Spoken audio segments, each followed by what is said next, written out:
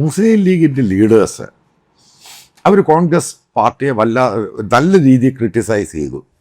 ഈ മുഖ്യമന്ത്രി പോസ്റ്റുമായിട്ട് കോൺഗ്രസിൻ്റെ പല നേതാക്കളും പല അഭിപ്രായങ്ങൾ പറയുന്നു. ഇതെല്ലാം മാറ്റർ ചെയ്യുന്നുണ്ട്. കഴിഞ്ഞ 10 വർഷം പ്രതിപക്ഷത്തിരുന്ന ശേഷം ഭരണകക്ഷിയായിട്ട് വരികയാണ്.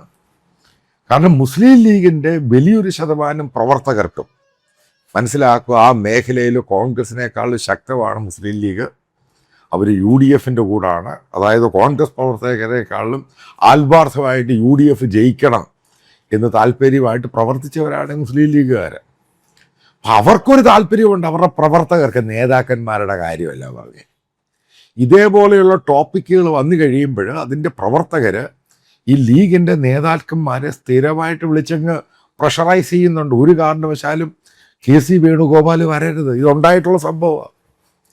അപ്പോൾ ഇവരുടെ നേതാക്കന്മാരെന്ത് ചെയ്യാൻ പറ്റും? അതാണ് ജനാധിപത്യ പാർട്ടി എന്ന് പറയുന്നത്.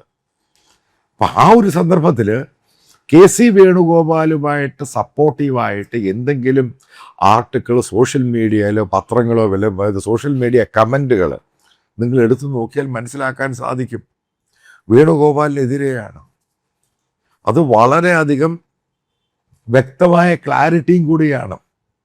ഇവിടെയാണ് സാക്ഷാൽ രാഹുൽ ഗാന്ധി പെട്ടുപോകുന്നത്. ആദ്യം ഒരു ജെനുവിനായിട്ടുള്ള കാര്യം മനസ്സിലാക്കുക.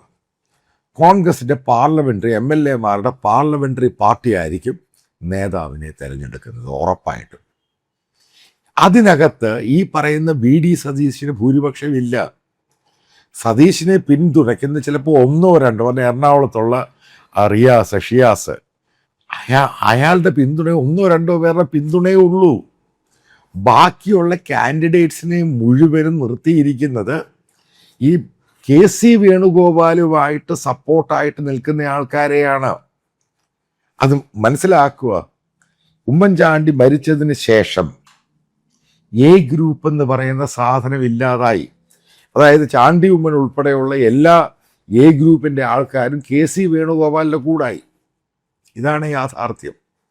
അതായത് ഹൈക്കമാൻഡ് എന്ന് പറയുന്ന KC വേണുഗോപാൽ, അതിൻ്റെ അകത്ത് രമേശ് ചെന്നിത്തലയ്ക്കും മറ്റുള്ളവർക്ക് യാതൊരു പ്രാധാന്യമില്ല, സതീശനും പ്രാധാന്യമില്ല. സാക്ഷാൽ VD സതീശനെ പ്രതിപക്ഷ നേതാവായിട്ട് കേരളത്തിൽ കൊണ്ടുവരുന്നത് KC വേണുഗോപാലാണ്. ഉമ്മൻചാണ്ടി പോലും അറിഞ്ഞിട്ടില്ല, AK ആൻ്റണിക്ക് പോലും അറിയത്തില്ലായിരുന്നു. ആ രീതിയിലുള്ള ഗെയിം കളിച്ചിട്ടാണ് രമേശ് ചെന്നിത്തലയ്ക്ക് പിന്തുണയുണ്ടായിരുന്ന AK ആൻ്റണിയും അതേപോലെ ഉമ്മൻചാണ്ടിയും മറ്റുള്ള എല്ലാ നേതാക്കളെയും വെട്ടിയിട്ട് ഒരു സുപ്രഭാതത്തിൽ VD സതീശനെ അവിടെ കൊണ്ടുവരികയാണ്.